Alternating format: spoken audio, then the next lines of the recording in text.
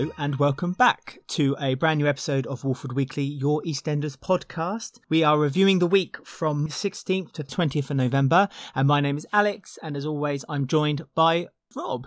Hello Alex, how are you today? I'm okay. You don't sound very sure. Because I'm only on my first cup of tea of the day, so that's why. You made a pot of tea, didn't you? So I did. You're prepared for the long haul. Absolutely. We could do this for hours now. So, just as a warning that on this podcast we may reveal some spoilers. We will let you know to the best of our ability, but if not, please be aware that there may be spoilers discussed at some point during the show. Talking of which, we're going to talk about some news.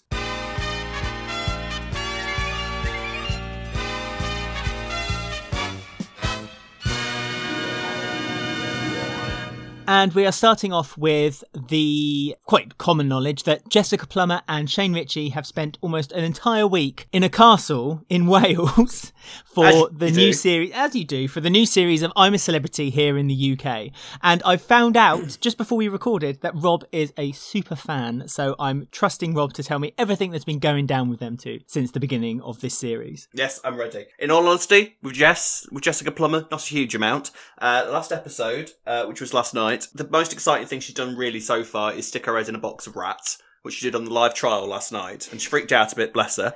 I had no idea there's something called naked rats. I don't know if you've ever seen these before. You've got your normal rats with like fur and everything, and then you've got these really ugly buggers that have got like no fur on them whatsoever. Jess had to stick her head in a box of them, bless her. Was that it? She didn't deal with it well. Really? That doesn't sound very difficult. Well, it's the thing is, with the live trial, her and AJ Pritchard had to do this together. So the task involved them basically like being in some sort of stocks. So they had to like stick their hands in something else that had like dars attached to it and unravel them, whilst their head was in this box of rats, so in the sort of stock effect. And Jess, bless her, she wasn't keen. She should be pleased that she's getting a bit of TV time, because let's be honest, exactly. Yeah, Jess has not been particularly exposed very much to the cameras. She's not been prevalent. I kind of forgot that she was there, to be perfectly honest with you. Yeah, bless her. She's perfectly nice. She seems alright. I'd like her to in the most sadistic way, I want her to suffer so that she's on camera lots. She's on camera more. I did like the fact that on the very first challenge they had, one of the questions was what was her highest chart position with her band Neon Jungle, and she said, well, I was number 2 in Scotland.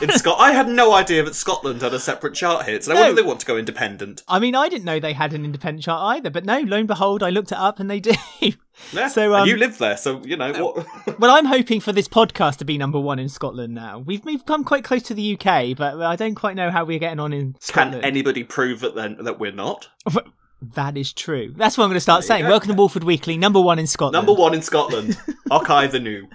There is some other news other than reality television, which is from Digital Spy and the Metro, that Bonnie Langford has teased that she may reprise her role as Carmel for the end of Kush's storyline. Now, I loved Carmel's character. Mm-hmm. She deserved a Julius theme. She never got one. She did. Perhaps this is her opportunity with Kush in a black taxi or whatever way they leave to get that Julius theme. It's not looking likely at the moment, though, is it? Bless her. Why? I'll tell you what, well, no, because of the way that the storyline seems to. We should point out that we have no idea how Kush is leaving, although we do know that he is leaving at some point next year. And the rumours are abound as always, but I think this is one of these things that the fans have sort of decided is going to happen rather than any sort of official confirmation that there's going to be some sort of male suicide storyline for Kush, but we don't know that for certain at all. No. But I'll tell you what, that would be awful for Carmel to lose both her sons within the space of, 4 years, 3 years? I know, it's absolutely terrible. Not Hollyoaks. God. We've mentioned before that EastEnders is slowly turning into Hollyoaks by the way that death seems to reside, within the And they're square. not quite there yet. They haven't got 6 serial killers on the soap at the same time. Well, they kind of have with the Who Duff Ian storyline, which we'll discuss a little bit later on. Yes. But I welcome Bonnie Langford coming back, because I really did love the character of Carmel. Oh, Carmel was amazing. Yeah, and if it means we get just a taste of Carmel, just a little bit extra, a little morsel of Carmel, I'd like her. Who would you like her to interact with? I'd love her to interact with Suki. Oh yeah, absolutely. You could imagine Carmel just absolutely bringing down Suki, maybe giving her a nice swift slap. That'd be fun. Because it seems like a while since we've had a good old slap on EastEnders. And obviously you want to revisit her friendship with Denise. Yeah, well, especially now Denise has got her big stories coming up. Oh god, yeah, with Raymond, because Carmel was quite heavily involved in that at one point, wasn't she? So she might be as surprised as Kim was this week. Yeah, it'd be nice to revisit that. But yeah, no, it'd be good to see her back. Bonnie Langford was a great actress and I think a great asset to the show. So it was disappointing and sad when she left, especially without a Julia scene. Without a Julia scene. Yes. She didn't even get the end of the episode either. She didn't even get the duff. She didn't even get the duff either. It was appalling. It was the blooming baby left outside the Ahmed's house got the duff. Where are they these days? Well, exactly. Who are the Ahmeds? That's the question. Where's even the baby these days? Well, we were staying with Kat. Cherry, wasn't it? Cherry, yeah, staying with Kat, and then Cherry got palmed off back to her mum. Yeah. The last thing, which isn't really news actually, it's a rumour. It's that Jacqueline Josser had been interviewed, and she kind of said in passing that she had been asked to come back to EastEnders, and she declined.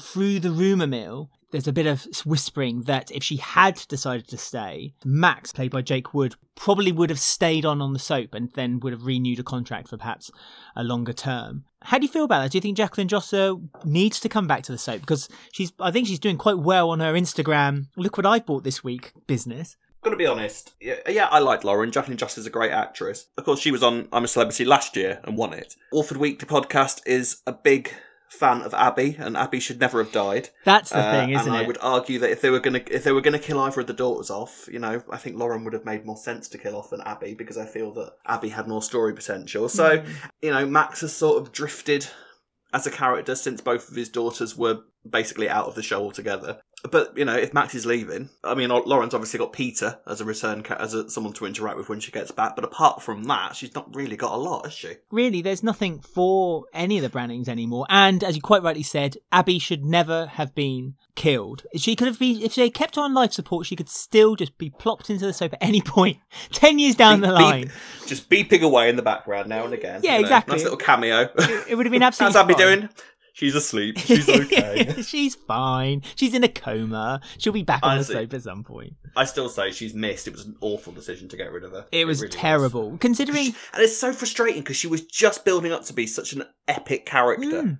She was getting almost Janine levels of kind of iconicness in places, and it was so frustrating that they killed her off when they did. They kill off a big character to sort of get people talking about the show because it's a big Christmas death and get people excited, but then it's kind of like, well, after now we've just got EastEnders without Abby, rather than there being some big ramifications of Abby's death still going on. And you won't catch me giving praise to the Sean O'Connor era all that often, but the decision to put her and Stephen together was genius. That really worked. But then Sean O'Connor was stupid and killed off Stephen. But that was a genius pairing. You can almost kind of like what you would want with Stuart and Rainie, you could sort of see with the Abby and Stephen thing. Just two complete psychos together just causing mayhem for the square would have been amazing. So we're going to talk about this week's EastEnders then, and there's a few stories. We're going to start with the one that was bound to be front row centre, and the one that was going to cause the most debate, I think, between you and I, because in the week we even WhatsApped each other, and the abuse I've been getting all week off Alex. It was disgusting, honestly. It wasn't that bad. We're talking about the heist, and I maybe went into it thinking I wasn't going to enjoy it very much. I didn't enjoy it very much, but not as much as I thought I wouldn't, to be fair. Better than I thought it was going to be. I thought it was alright. There were bits of it that were daft. We'll go through what happened. Ben, Phil, Kush, and Shirley. They've gone to... Where was it even taking place? It was like some big security firm or something, wasn't it? I don't know. All I remember is that they turned up and it was like watching a scene from a Guy Ritchie movie with the music and they walked down the street and they all got into the car and so that didn't bode well. Yeah, I'm here to praise some of it, but let's just have a moment for that horrendous scene. There's no words to even describe how horrific that was. In fact, it took me out of it completely. I laughed out loud because it was that bad. Which it took away from what was actually quite a decent duff. Ian grassing them up to the police. I thought that was because I liked that episode on the whole. I know some people didn't, but on the whole, I quite enjoyed that episode on Monday. Yeah, it was fine. It just had a poor ending. They went off to the heist as a group, and Ian's on the phone ringing them. But over the top of the scene, they've got like Eminem music playing or something. It was just bad. It was awful. I don't know what they were thinking with that. I don't know what they'd been smoking before they came up with the idea to stick that music over the top. However, aside from that, on the actual heist itself, Phil, Kush, and Ben were busy trying to hotwire And then they get the cars going. Kat and Shirley, meanwhile, are upstairs, sort of trying to keep Duncan, the security guard, distracted. He wasn't there, was he? Because he wasn't meant to turn up. He turned up early. Yeah, he turned up early. Meanwhile, while all this is going on, because Ian has rang the police, D.I. Gaffney is on the case and has got Callum involved. And Callum texts Ben and says, "Get out of there now, the police are coming."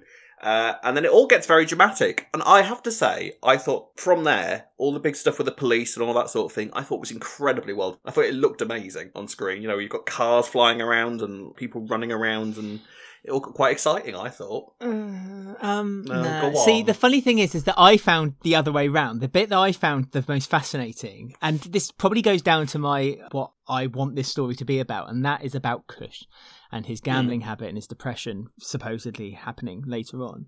And the fact that you saw that Kush wanted to get involved with hot wiring the cars, and then the rush he got out of it, and then when they were trying to run away and he was like, "No, I can do this," and Kat saw in his face that he was getting the same kind of adrenaline rush that he was getting from potentially the gambling. That was the bit I was enjoying. I liked that bit. And then as soon as the police cars came along and it was Callum chasing Kush, and for me it just started getting to what I don't like about these gangster storylines, and that is it starts to become over the top and a bit silly. And I don't mind silly in my soap, but I don't want that silly. I don't. Yeah, but how do you expect a sort of heist thing to, when the police are involved, to play out exactly? You're going to have, like, police cars turning up with sirens wailing and people running around, and to be honest, I've seen them, they've gone much worse than this before. I thought it was fairly understated. But perhaps it's a little bit for me that the ineptness of the police as well. It was like D.I. Gaffney had this recording, this actual recording, which we've said a few times, this bug that we kind of thought, oh, maybe they have gotten rid of the bug from under the desk. Oh, no, it's still there. And so D.I. Gaffney then supposedly has hours upon hours of audio evidence of Phil Mitchell admitting to pretty much every single crime he's done, and he's chosen this is the one he's going to pull him up on, and this is the one that he's going to talk to Callum about. And then when Callum says, "Oh, I don't know anything about it," instead of saying, "Well, you must do, because I've asked you to investigate about it, so you're dismissed with no pay, and we'll do a trial and tribunal about what you actually know," he's like, "Oh, you will tell me? Oh, I'm so angry at you, Callum. Tell me now." And then the woman comes in and says, "Oh, there's a heist happening," and it's because of a phone call, an anonymous phone call. It's all kind of just boshed together that this inept D.I. Gaffney, who says he's spent being a police officer 10 years, he can't put a case together. He can't do anything right. Yeah, I know, but that's not... Yeah, but that's not new that's not new at all, is it, though? That's my point. It's not new. It's boring. Stop doing it. But no police officers in soap are ever any actually good at their jobs. Otherwise, probably half the cast of EastEnders would be in prison for life. The female detectives, the female police officers are always very good at their jobs. That's why they're not in charge of this storyline. Yeah. And I'm pretty sure that the whole bugging thing isn't legal anyway, so there's no way that he can go to a tribunal with Callum. Oh, he can't.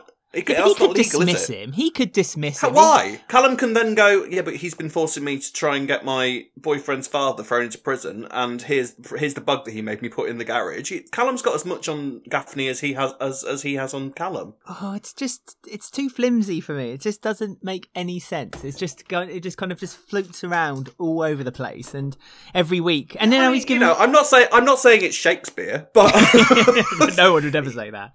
But I don't think it's.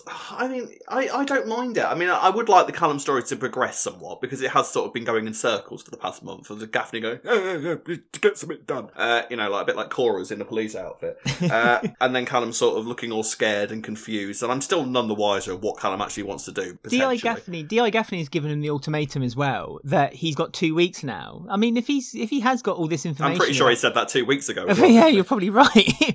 And if he has got this information on D.I. Gaffney, then why doesn't he go forward with it? It's like when Kush said to him, it's like, "Oh, if you arrest me, I'm going to tell them about Ben." Well, surely they know about Ben. It's not new information. They must know about... They've asked him to get information from Ben about Phil, so they know Ben must have some involvement with it. So why was Callum adverse? "Oh no, I can't arrest you then." Smack me in the face and run. And where did Kush run? I thought they were surrounded the building with police. Where did Kush go? Did he rappel out of a window like Spider-Man and then find his way to the roof and got a helicopter away? How did he get away? And then hid in the attic where blooming Leo was sleeping. Yeah. Just no. I didn't, I'm like I say, it was silly in places, and I'm not being funny. They were supposed to get out via this coded gate. Yes. That was at the end of the car park where all these cars were. Kush had it written down, the code written down on a bit of paper, the cat written down for him, and couldn't read his own girlfriend's handwriting. Got confused between a 6 and a B. Considering that he's been staring at numbers for the past 6 months while he's been addicted to gambling. Oh yeah, that's true. I thought that. You'd kind of think that he might be able to tell the difference between a B and a 6, but that's what happened. So there was a delay because Kush couldn't get out the door because he was getting the code wrong, and then he finally works it out, and the gate goes open, and Phil and Kat and Ben get away, leaving Kush there, and Callum chases him upstairs, and once again Callum shows himself to be the worst police officer that there has ever been in soap ever in the world, because he had to go around the Slaters with like his assistant, who's clearly much better at the job than he is, and sort of was just like, yes, hello, I'm PC Highway, have you seen Kush Kazemi? We are looking for him. If you see him, please me at the police station. That's PC Highway. I know, he gave him his card and said it's a PC Highway, just to get in touch with me. It's like, surely Kat is quite sassy enough to kind of said, I know who you are, Callum. Get out. But I think that was the whole point, because he had his assistant with him. Kat was looking at him going, oh, I'm guessing that I'm supposed to not know you and that you're on our side. I think that was supposed to be the implication behind it, wasn't it? Okay, no. No. To explain everything. You really do. I did like, actually, in that scene, before PC Highway came along and decided to act in front of the Slaters, that Stacey had finally been the voice of reason and explains to Kat that, Kush has a problem. His mind is wired slightly different to ours. Mental illness is very, very tricky thing to fix. And Kat's like, I never thought of it like that. It's like, oh, finally. But it was done very well. And I thought the way that Stacey had said it, eventually, the way that Stacey had said it was put across perfectly as well. It was done really considerately and actually quite thoughtfully toward Kush. Even though Stacey was the first one to shout at him a couple of weeks back. Stacey's been yelling at Kush for about the past 2 weeks, so now she's suddenly decided, actually, do you know what? I think Kush might have a problem. Yeah, maybe. I'm not sure. And so that was done. I mean, maybe that's what my hang-up is, the whole thing. Maybe I just don't like the fact that they're kind of dancing around the subject of Kush's mental well-being, which I would much rather they would investigate in a kind of character-driven, thoughtful way. Maybe that's where my anger is stemming from, that they're just kind of using the bloomin' heist story as a way of kind of progressing it, and I wish they hadn't. I wish that they. I do know what you mean. I get what you mean completely. Okay, but I think that Kush isn't leaving until next year, and it doesn't sound like he's leaving particularly early in the year either. So they've still got a good few months to sort of decide where they're going with Kush. It's kind of weird. And the thing is, the way that the stories are being told at the moment, where the stories seem to be in about 2-month blocks rather than us still talking about something that happened in January. I think that we're going to be in a different place with Kush by the time that he actually leaves, and all of this might be completely irrelevant. It might be the sort of way that starts him off in the direction that he's going to go in terms of his exit. But we're too early to be able to actually say whether Kush's mental well-being has anything to do with his exit at this point. No, you're right. All of this could be completely and utterly irrelevant. In July, we'll be sat there talking. Do you remember when Kush was addicted to gambling? Remember the heist? Remember the heist? And you'll go, no, I've blocked it out of my memory. Forgotten it. But for the here and now, I wish that they would, because we know that it's gambling addiction at the moment that's Kush's problem, and now they're starting to link it with a mental health problem. And I just wish that for the here and now that they would be a bit more driven by the story of that rather than trying to progress some kind of Mitchell motive, which they always seem to need to have. They say they always seem to have a Mitchell somehow involved with the story, or else it can't move on. I mean, let's think about it. Phil is involved with a lot of stories at the moment. He's involved with the Slaters, he's involved with the Foxes, with Raymond, he's involved with Sharon now, because they talked about the divorce and she gave him an alibi when he came into the pub. Yeah. Why did that happen? That was so weird.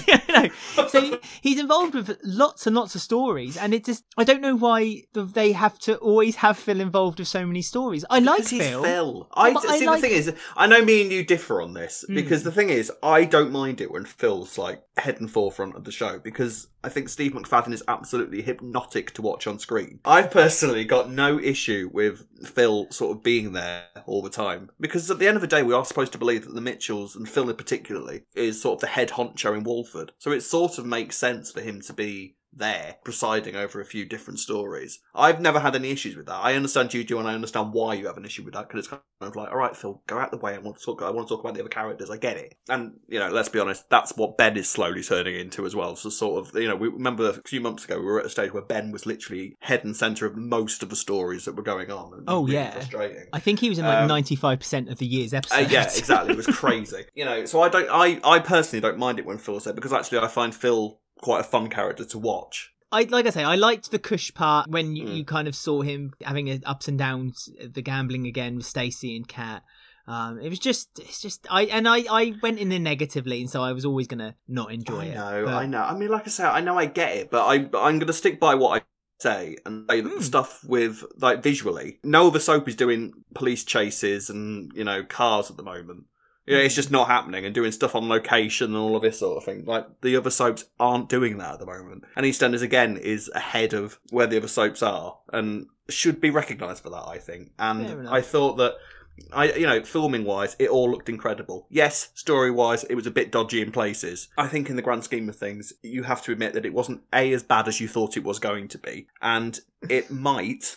italics might put us in a good direction for going forward with Kush's stuff. We don't know how it's going at the minute, because at the moment Kush is currently in Whitney's attic, because that's how he suddenly disappeared. We don't know how he got there. We will never know how he got there, let's be real. The question now is, Kush and Kat seem to be in an alright place in terms of she's decided to support him and apologise for leaving him there and all that sort of thing, so we'll see where it goes from here. I feel like Stacey and Kat are now going to be on Kush's side for this, because Kush is still gambling. We know that's still happening in the background. I don't know. So we'll see where it goes from there with Kush. That's what I'd like to see, the Kat and Stacey and Kush. Because Stacey has first-hand knowledge of mental illness too. I'd like Jean involved too. But I will end it with the fact that I think they missed an opportunity, that when Phil was driving off and D.I. Gaffney saw him going, I wish that Phil put his two fingers up as he went off. Maybe he did. He did. But that's how I would have liked to seen it end. Then if that happened, then I would have put the heist on a pedestal and would have gushed about it all day. It was Gaffney. Right, so we're going to move on to Ian, his money woes, and what seems to be Tina continuing her hate for Ian. Spoiler alert here, so fast forward about 30 seconds if you're not interested. We have had official confirmation from the show that a Who Duffed Ian story is happening. God, we're good. You're welcome. God, we're good. We are good. We are good. We know EastEnders. We know your tricks, EastEnders, yes.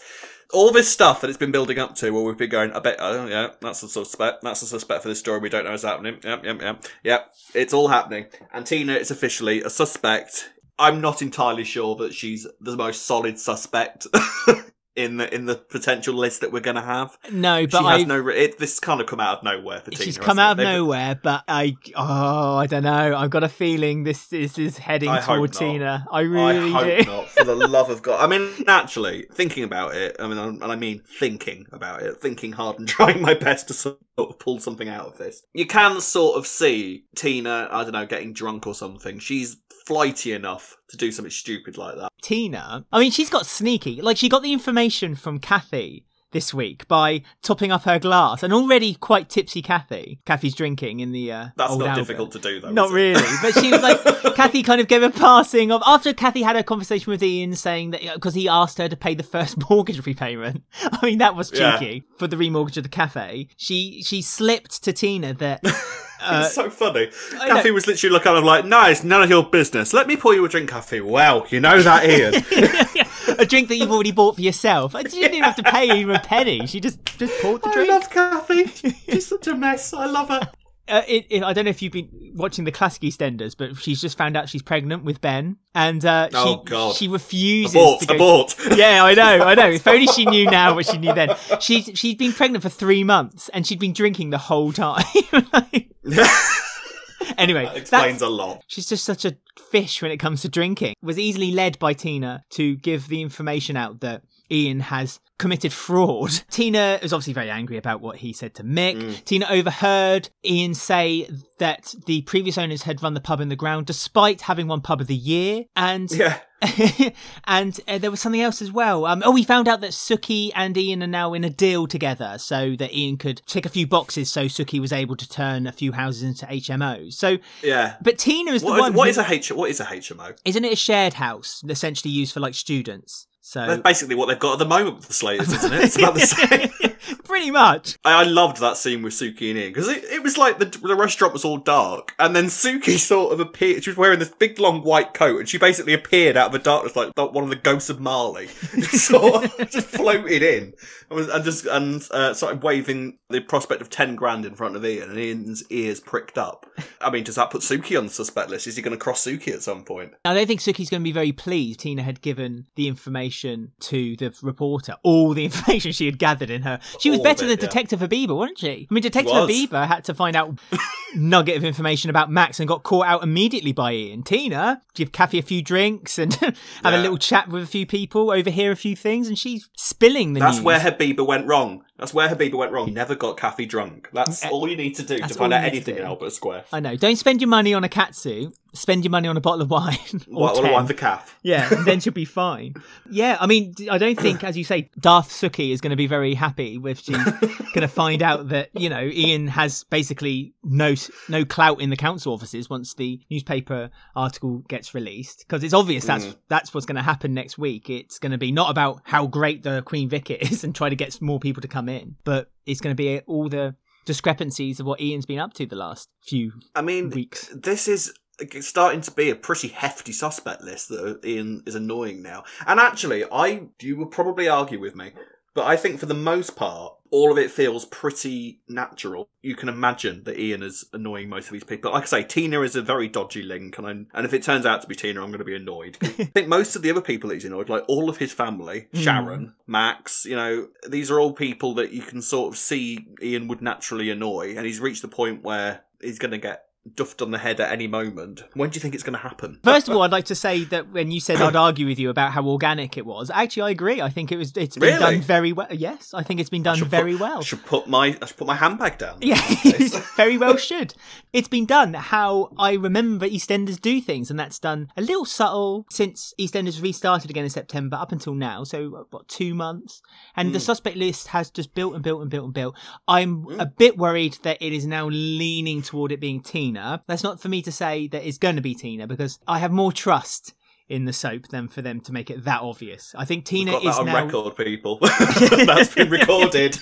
Tina is the most Tina has in literally 1 week become the most obvious one to be the one who gives which Ian means if anything, this removes Tina from the suspect list, surely. Absolutely, 100%. I mean, he upset Phil this week as well when he made a little snarky comment under his breath, and Phil's like, I mean, you knew. What you say? What? Phil and Ben are both going to be. I swear to God, if it's Ben, I'm going to slap something. Remember, it's like we were saying that Ben 95% of the time was at the head of it. If it turns out to be Ben. That said, there was a scene between Ian and Ben on Monday that I actually really loved. It took me back to the days when I was a kid. I used to kind of get uncomfortable watching EastEnders sometimes because Ian was just the picture of awkwardness and cringe-worthy television. Ben told him to beg, and Ian genuinely kind of started to go down on his knees. It's kind of so cringe, and that's the Ian of old. That's the Ian I remember. Just sort of like this snivelly little worm that you think, oh, Ian, stop it, you're embarrassing yourself. I thought there was a really good moment of that early on in Monday's episodes. And again, it kind of puts Ben on the suspect list as well. Yeah. Because why the hell wouldn't he be? And yeah, it's building up. There is a lot of people that Ian's annoying at the moment. I mean, I'm up for this. I'm up for a massive mystery. I love a whodunit, as long as it's done well. And Kate Oates has done a couple of them in her time in soap. Pretty good record with them so far. The Who Pushed Ken worked well, and the suspect was cleverly revealed, and it was exciting to learn who did it, and you felt satisfied by the solution. So, Come on, you can do this, Oates. You've got this. Come on, Oates and Sen. Come on, Oates and Sen. So I'm looking forward to it. I want to see this mystery play out. We don't know when it's happening yet. I suspect that we might. Well, it's going to be one of two things, isn't it? It's either going to happen on Christmas Day, or it's going to be revealed who did it on Christmas Day. I don't think the reveal will be that quick. I think it would be a quick reveal, wouldn't it? I think they're going to spin that out for all it's worth. Because for me, I'm up for that. Yeah, because for me, it's the only story that is properly not the only story. That's unfair, actually. It's the frontline story for me at the moment. The story that you're most intrigued by. At the moment. I'm intrigued. I rub my chin every time I see him on screen. Yeah. I think it will be the actual duff will be in or around Christmas. I'm not sure about whether it'll be Christmas because I've got a funny feeling that they're going to do Ian's going to get hit like a week or two before Christmas. Max will then run away on Christmas time. The Max will have the Christmas story, and then Ian's reveal will be the March time when they kind of do an anniversary, but obviously it's not a big one, but they'll kind of do an anniversary time story. So that's how I think it's going to. Imagine the 36th year being bigger than the 35th anniversary. Boat Week was a great week, and I wouldn't have anyone say otherwise. Week. It was a good week. Oh, I loved Boat Week. Boat Week was wicked. Yeah, no, it's going to be interesting to see how they play it. I hope they don't rush it because a good whodunit, we don't want it dragged out quite as much as the Lucy stuff was. EastEnders, I think, have got a fairly good track record for this sort of story. So I can't think off the top of my head any ones that were really done badly that they've done with this. There probably were. But I'm excited to see where this goes. Who slept with Cat? That was quite a... Oh, yeah. No.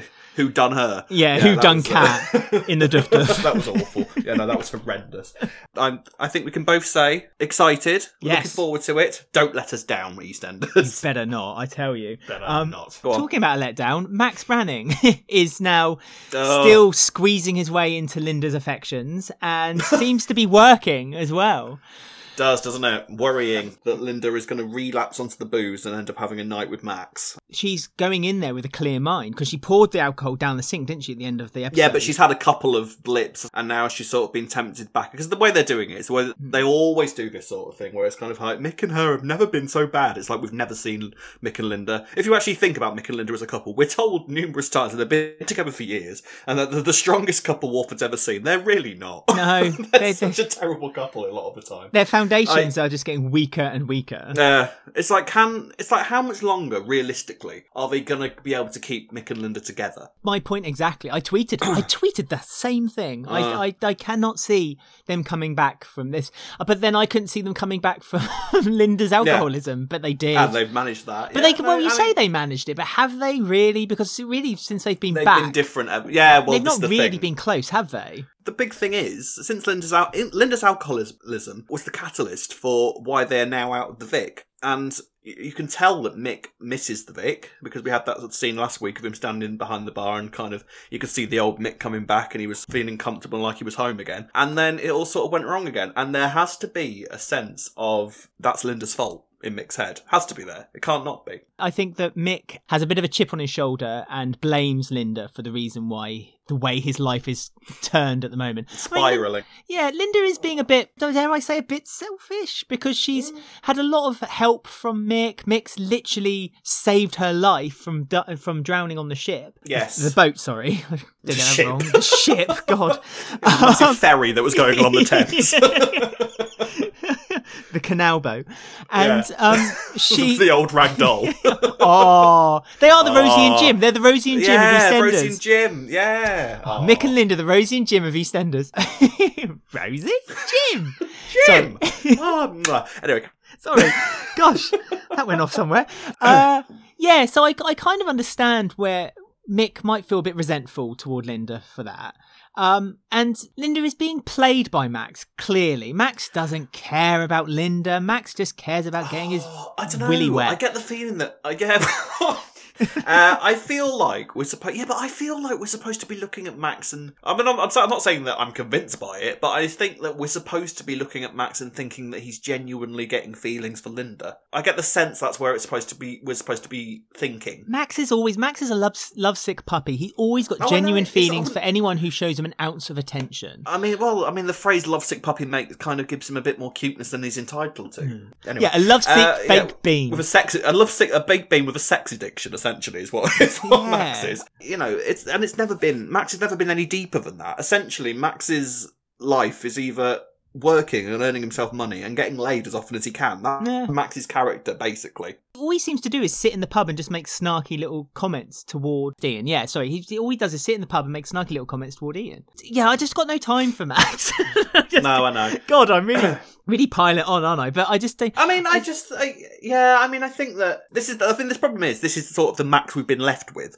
When Max hasn't got anyone really to interact with, they've sort of had to invent all of these new sort of little free shots for Max to kind of bounce off. And some of them sort of work better than others. The him and Linda thing, I can sort of see why they'd be friends, but I almost feel that Linda would be the sort of person to sort of keep him at arm's length at all times. Oh, entirely. I don't think Linda would be that submissive, and that's what I mean to say. It's like she doesn't drink, she's clear-minded, she's going into this apparently an affair that she's now gonna start with Max. They're not gonna do that, are they? Completely. Well, she must be. I mean, this goes back to the whole Ian getting duffed in a duff. I think that they're going to sleep together, and she's going to be Max's alibi, but because of Mick, she can't then admit it. It's just, that's where it's heading. And the only one who seems to see it, other than the audience, is Sharon. And Sharon is the voice of reason. And you know that's a worry when Sharon's the voice of reason when it comes to absolutely. It's confusing the hell out of me that Sharon's the one. Sharon knows how to do an affair well. She's done it plenty of times before, but she can see it. She can see it that Max is genuinely flirting with her. And again, Max, who claims that Bobby is his new best friend and he really likes Bobby and he really wants to make sure that Bobby is going down the right track, manipulates Bobby in order to get Linda in bed with him. So that he basically gets rid of the age restrictions for the Lucy Bill Foundation grant, and so Linda can make those superhero costumes. It's going to be weird, and I think that I don't like the idea of, because the whole point of kind of like the Carters' USP was that they were never going to have affairs. That was sort of the thing that brings them in, and it's kind of no more secrets. They said no more secrets. Say that. That's the most common line spoken between the Carters since they ever. It's like like Peggy had "get out of my pub" as a catchphrase. That's the Carters' catchphrase. No more secrets. No more secrets, love. No more secrets.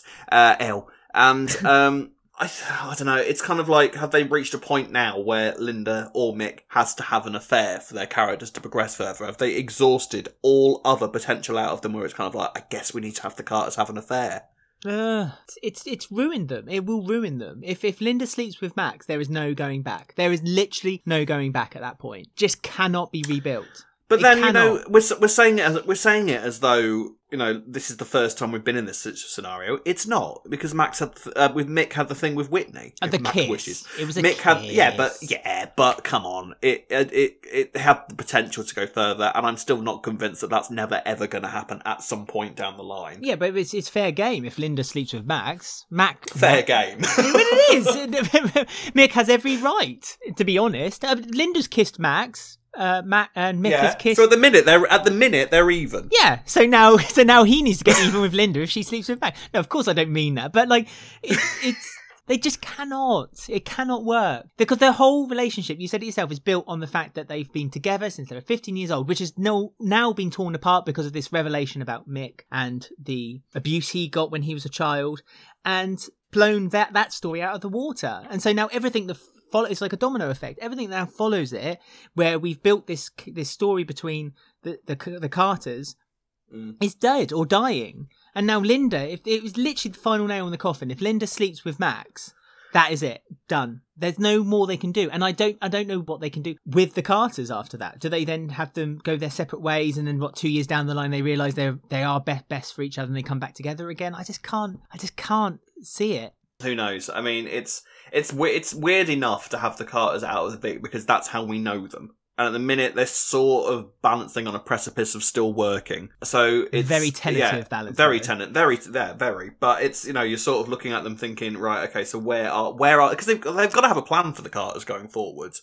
They can't just have them move out and then just sort of be there, because Mick's still unemployed, apart from doing the odd shift in the odd bar somewhere. And it's like, yeah, they need to start thinking of a new direction. Is it this? Is it them working out where they're going to go from here after Linda sleeps with Max? Is that their new direction? Were the Carters a one-trick pony? That's the question. That is the big question, you know, because I think that you need to look at characters in terms of characters that have been behind the bar and owned the Vic. And it's like, if you look over the history of all the landlords all of them have worked all right outside. You know, how long would Peggy have been sustainable outside of the Vic if they'd have taken her off it like this? You know, Peggy losing the Vic was the odd storyline that cropped up every 5 years or so, but she always got it back. It's now looking at the Carters and thinking, right, do you work outside of the Vic? No.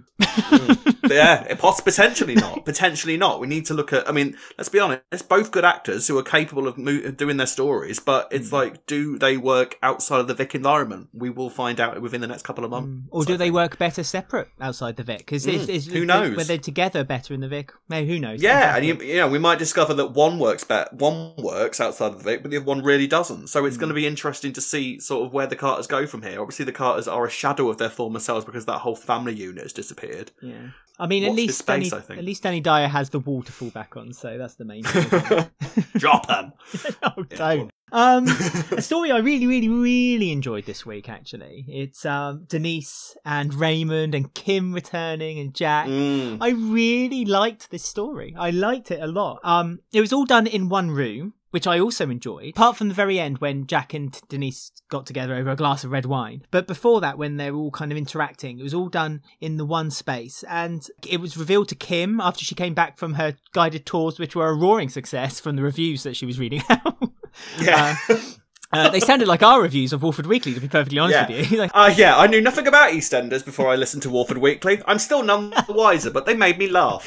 Yeah, spot on, 5 stars. Yeah, and so when she came back, the reveal that Raymond has come back to Denise, and Kim was first of all felt a bit left out of the loop, and that again, and understandable, that she basically hadn't been told about it, and she felt like she'd gone back 3-4 years to when Denise was first pregnant and she wasn't involved with the decision making for Denise to first give Raymond away for adoption. Yeah, I mean, I thought Raymond, this was so cute. You know, when he came downstairs with his teddy, he just had a bad dream, and Denise was kind of like, right, yeah, cool, so this is your Auntie Kim. And he just sort of stands there so cutely and just sort of waves at her. He's so adorable. I love Raymond. Yeah, so yeah, you're absolutely right. I think it kind of did sort of rake up those feelings of Kim always. I think it's the thing with Kim and Denise, though. Like, it's like Kim is always left out of Denise's big moments, isn't she? And I'm like, why didn't you tell me, Dee? It's another thing between those two. It's like, why didn't you tell me that you were feeling like this? And they keep that thing from each other. So I think this is another thing to add to that list. So where does it go from here? I mean, obviously Jack and Denise are getting back together any second now. Good. I like them. I really like them. I know you do. And I love that Jack kind of supports Denise, but Denise is always telling him, no, back away, I don't need your support. And Jack respects that and steps back. I like that Jack's male ego is kind of knocked down a few notches, and he allows that to happen for Denise. While with other women, he was a bit like, oh, I'm Jack, and I'll look after you with my big burly arms. And with Denise, he's kind of like, no, you know what? You have stood on your own 2 feet all these years. You could look after me with your big burly arms. Yeah. And I wouldn't blame him either. No, exactly.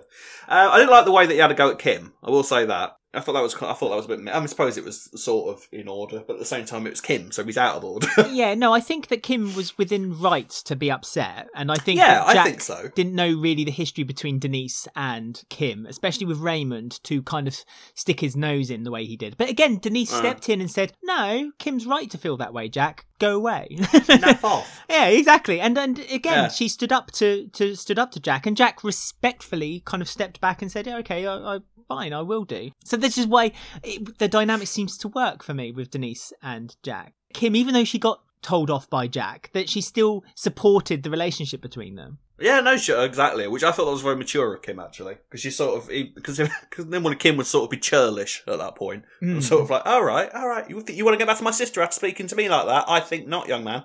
But actually, she kind of sat down and was just like, oh, you and Jack, look at this picture that Raymond's drawn. And Raymond has drawn a picture of Denise and Jack, which is a great sign that he's sort of getting attached to Denise, which probably means that he's due heartbreak any day now. Yeah, he's going to be torn away from Denise and given to the Mitchells. I hope not, because I want Raymond around for ages. He's so cute. I think he'll be around in one family or another. Some capacity or another. Yeah, but he should stay with the Foxes, though. Yeah, he should. But then, of course, we can't forget that Phil's got his eye on him, so he's no doubt going to do something Mitchell-like in the next couple of weeks. But I'm so glad Kim's back. So glad to come back. I missed her so much. I adore Kim. I adore Kim, so I'm so happy she's back. With a new hairdo. Yes. And Always comes back with a new hairdo, just Kim. It's like a pantomime dame. Every time she comes back, she's changed. Yeah, she's great. I absolutely adore the character of Kim. What do you think of it? What do you think of her Scottish accent? You must have heard worse living in Scotland at the moment.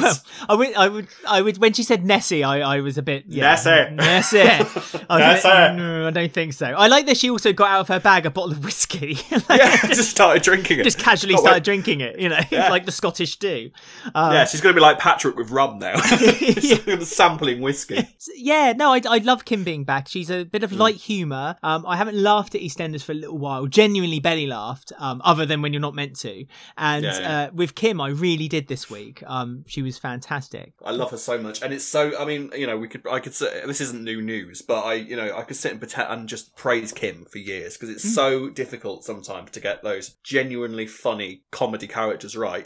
Early Zainab was a good example of a really good comedy character, and Kim just is perfect. Tamika Epson just performs it perfectly. I agree. Nails each performance and doesn't go overboard with it. And the fact that Kim is this big eccentric character that could be done so badly, and she does it perfectly. And I'm so glad Kim is back. Long may she stay. Tamika does comedy but does drama very well too. Yeah, she's got she nails the pathos whenever Kim gets it as well. I think no, she's a great character. I love Kim. I really like that Kim brought up Vincent. For me, it might be a nice little hint that perhaps Vincent might come back. I doubt it because Richard Blackwood's it's in Hollyoaks at the moment. I mean, I don't watch Hollyoaks at all. You dip in and out of Hollyoaks sometimes. Who is it occasionally? I wouldn't bother right now. But anyway. But that's not the first time EastEnders have stolen an actor or actress to come back to soap from the dead. Let's not forget Kathy. It's so funny. I'm pretty sure that when Gillian Telford was in Hollyoaks, she was supposed to be sort of basically Kathy Mark II. She was in charge of all these boys. But they cast her as to be a new big family. A big matriarch sort of thing. Yeah. A big family. And then she went on a break. And then all of a sudden turned up in EastEnders. It was like, oh, you're doing that now, are you? Yeah. Okay, guess you're not coming back.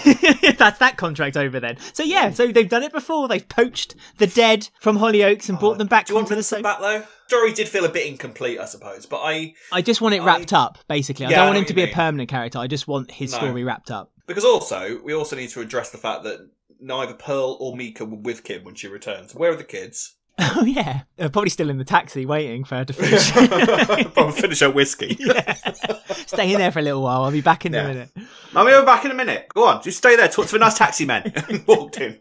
But I hope that the original child actress is still there for Pearl. No, if she comes, she'll come back as a gobby new Lily. No. I loved her. She was cute and her and Raymond are just going to be adorable. I want her, I know. I want Pearl and Raymond to be mates. That'd be cute. Quickly, I was going to touch on also that Denise got very jealous of Raymond's adoptive mum a few times, which I thought was a bit weird. I think it's understandable. Yeah. I do think it's kind of understandable because we've got to bear in mind, obviously, that Denise, deep down, I don't think ever wanted to give Raymond away in the first place, and the only reason that she ever did was because of the circumstances of who his dad was. To save him from the Mitchells, wasn't it? Save him from, yeah, exactly. So now he's back. I think that she hates the fact that he's struggling to adapt to a situation. He's getting there slowly. I think I'd be in the same boat. If all of that had happened, I think knowing what a saint his adopted mother was and how much she loved her and all that kind of thing, you do kind of. I think it's understandable, in all honesty. I mean, you've got to have sympathy for the kid, but I think that you would sort of think, oh yeah, saint adoption, but how am I ever going to live up to that? I think is more the issue rather than glad she's dead. I think that it's more about Denise sort of dealing with her own self-confidence in terms of how good a mum she's going to be to Raymond. I thought Denise would feel like she's got this bond with Raymond, and that she almost was entitled to be better than the mum. So perhaps, actually, maybe I've just argued myself into your point. I think you're right. You're welcome. Yeah, thank you, Rob. One last one then, and we can pretty much sum this up in probably a minute, and that is that Tiff is already having second thoughts about having Told you. Go on then. You were loving this story last week. The floor is yours. Go on, get on with it. She's having second thoughts because she doesn't want to give up her battered sausage and chips from the chippy.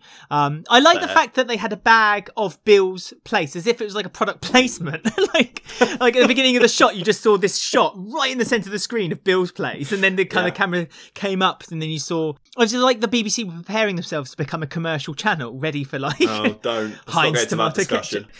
But I mean, like I said last week, I liked the Rainie and Stuart stuff because it was nice to see them actually having some time on screen and being able to be used resourcefully. It doesn't necessarily mean that I didn't know there was flaws in the story. They still haven't addressed these flaws. I was pretty sure that it was going to be brought up this week, and I was pretty sure they were going to mention it a lot more than they did. It was really just a passing comment on like Friday's episode, really. But Stuart is already beginning to show that he's getting a bit upset that he's lost control a little bit of this whole process, and that it seems to be in the hands of Tiff and Keegan, and he doesn't really like that. This is just the natural progression for this sort of story, isn't it? You know, the sort of surrogate parents to be are sort of kind of looking at their baby carriers and thinking, right, no, can we have a bit more say in this, please? You need to eat a salad, you need to do this, you need to do that. And this is the problem with doing it with a 17-year-old. You're not going to be able to have those sort of decisions. She just wants fatty food.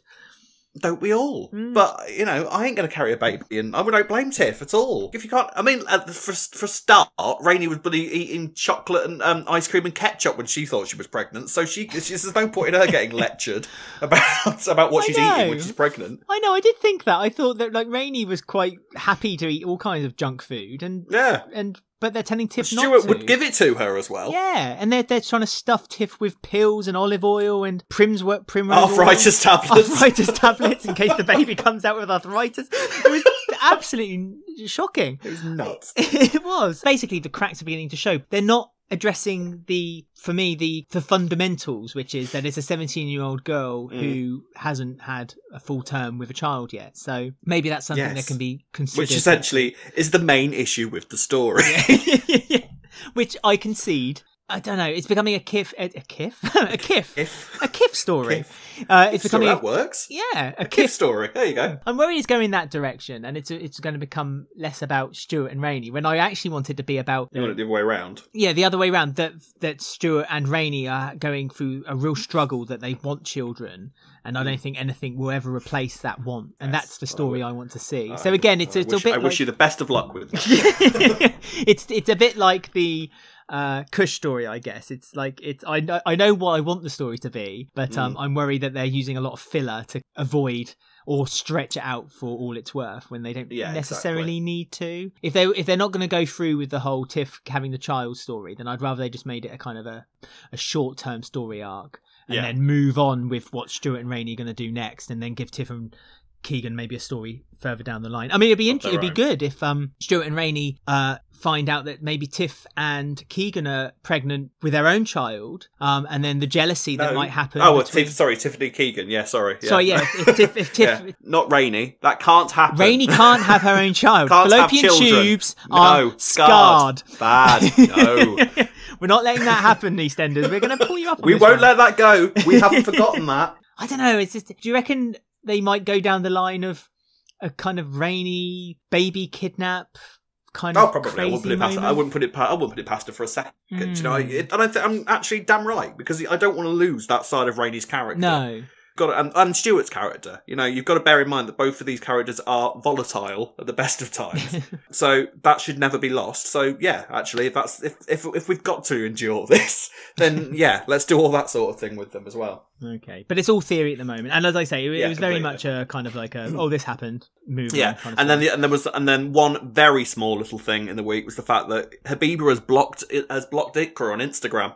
Oh God, I completely forgot about Habiba and Ash. Yeah, because they've chucked Tina out because they're sick. Well, Ash is sick of Tina influencing Iqra's life, I suppose, is one way of putting it. I'd loved the scene between Ash and Suki took what Ash had said, and I got this funny feeling that Ash is more like her mum than she wants to be, and I like. Maybe Ash is on the suspect list for who duffed in for no reason whatsoever. No, yeah, I don't think that's going to happen. But I do think that the relationship between Suki and Ash will or should be explored further, because absolutely, I really liked when Suki was like, "Oh, I'm gonna." She did like this kind of old school idea of trying to get the housing development plan, and Ash just without even thinking said, "Well, you're doing it the wrong way. Why don't you try doing it this route?" And you could see Suki raised her eyebrow the way she does and had that little kind of Grinch-like smile. Potential young saddle one. But yeah, Habiba's completely blocked poor old Iqra from social media, which is basically as good as basically saying you're dead to me now. So yeah, there you go. So we're never going to see Habiba ever again. Oh, it's a shame, really, because there was a lot they could have done with Habiba and Iqra, but they just... Yeah, frustrating. They put them together with Jags, and then that was the death and nail. then, yeah, that's it, all the time. And that was the week in Walford. It certainly was. Have you got some comments on social media I have indeed. As we go into I Ain't One to Gossip. You know me, I ain't one to gossip. So this week on I Ain't One to Gossip, we've had lots of lovely comments from you lovely people. On Facebook, Abby Aftalion said on Monday's episode, I ain't the only one who enjoyed it. I thought it was a great episode tonight, especially after Tuesday's episode. I thought the way Shirley talked about Tina was really well written. Great performance. So this whole Shirley and Tina thing. What do you think? I mean, Tina's at the moment living at Grey's. So, yeah, which how long is that to last for? Gray seems quite submissive about, so that's fine. Shirley must have really influenced Gray in a good way. He still hasn't got his kids, which Phil brought up as well. I suppose was something we should have mentioned. He's decided that Karen's better off looking after them, even though Whitney appeared with them last week. That seems to have just been kind of like, oh yeah, I've seen my kids. I can go home again now. Yeah, that'll do. Scratch that itch. Yeah, scratch that. Tina and Shirley, I love their relationship, and I always have liked their relationship. It's a little bit like Shirley and Heather, I feel like. Tina is the new Heather. I know what you mean. I know what you mean. Which I think Shirley needs that lighter side, especially when she's kind of mingling around with the Mitchells. And as much as she kind of pushes her away and kind of says, oh, sort yourself out, Tina's so inept of looking after herself that she needs Shirley's help. And I think it's nice that they've got that relationship. Yeah, I agree. I mean, I think, like you say with Heather, I think Shirley works best when she's got some sort of inept sort of person to look after. So yeah, I know I haven't noticed that connection before, but you're quite right. Pete Beale on Twitter said it's been a fantastic week and I really enjoyed the heist and Phil sharing screen time with Sharon and Kat. Pete Beale's back from the dead. Yeah, I know, and he liked the heist. Did he? Stay dead as far as you're concerned. I never liked Pete Beale in the first place. So, I mean, I'll leave those impressions to you, but... I'm working on them. The heist, it would appear, split opinion. Abby of Talion said, I'm sorry, but did I just watch an episode of The Bill from the 90s and not EastEnders? It felt like watching a whole load of random new characters that I've never seen before, not ones that I've been following for so long. Such a bizarre episode. There was only one new character. Sorry, there was only one new character in there that we didn't know, and that was the other female police officer. I thought we knew the rest of them. We knew Duncan because of his mum and the you boils. knew him. You knew him. You apparently knew him much better than we did. You invented his backstory for him. But then on the other side, Jazz Andine says, excellent episode, tense with lots of comedic relief. I love the dynamic between Phil, Shirley, Kat and Kush. So, opinion split. Where was the comedic relief? For the Kim bits? No, with Phil and Kat and Kush and Shirley. Oh. Jazz laughed. So that's, Did she? I'd be interested to know what she laughed at. Or... Well, I think that there was a bit of light-hearted stuff in there. It wasn't all sort of drama. Shirley was quite funny. It's a 6. No, it's a B. Uh-oh. Wah, wah, wah, wah. I think she's referring more to the sort of Kat and Shirley dynamic, when they're in the office upstairs and Shirley was sort of just lying on... I don't know. You'll have to... Jazz, let us know what you laughed at. Please do. And then shut Alex up. Yeah, please do. Honestly, the abuse I've been getting all week off him for liking this story, I swear to God. And then that's the comments from this week. So thank you very much for letting us know. Alex, do your thing. All right, then. So if you want to get in touch with us, you can on all the common social medias. Find us on Twitter and Instagram by searching @Walford Weekly. You can also join our Facebook group, which is a hive of activity with people's opinions. Just go Buzzing. Just go to Facebook and search Walford Weekly Podcast. If you're listening to this on YouTube, please don't forget to give us a thumbs up, subscribe, and ring the bell so you get notifications for when new videos come out. Comment below with your opinions. You can also listen to us on any of your favourite podcast apps, including Spotify, Apple Podcasts, and Podbean. If you would be so kind to give us a review, it's very helpful for getting us out there and letting people know that we exist. And that's it, I think. I think that's everything. Yes. Well done. I think that's everything. Thank you again for joining us and listening. Thank you again, Rob, for tapping in and having a little chat with me on the old internet. Tap. That's what I do. That's what I do. Tappity tap tap. Tappity tap tap. I shall be in touch if the heist storyline shall continue next week. Just listen out for your phone. Don't forget, guys, to stay safe, look after one another, and we shall be back again next week. Bye. Bye.